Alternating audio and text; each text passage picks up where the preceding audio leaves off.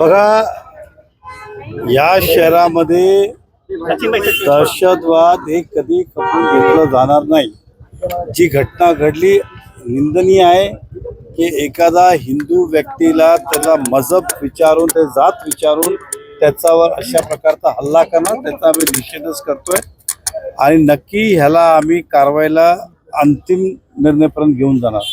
परंतु ज्या व्यक्तीने मारलं तो संशयपद असल्यानं त्याला ATSने उचललं, कारण त्याच्या व्यतिरिक्त त्याचे अजून काहीतरी त्यांच्याकडे क्लू असतील म्हणून त्याबद्दलची आम्हाला जास्त माहिती ATS काय देत नाही ओपनली माहिती।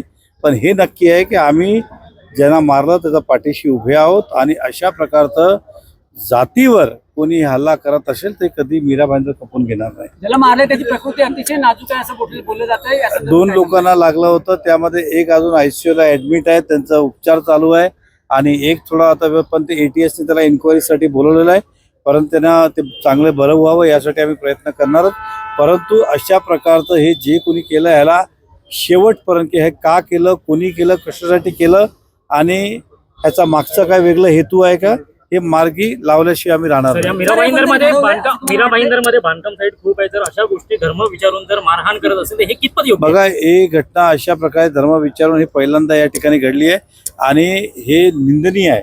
अशा प्रकारे धर्म विचारून तुम्ही हल्ला करत असेल तर आणि ह्याचा मागे कोण आहे हे कोणी करायला लावलं ह्याची शहानिशा पोलिस करतील, ATS करतील, त्यानंतर त्याचं आम्ही उत्तर देऊ, आरेला कार्य करू।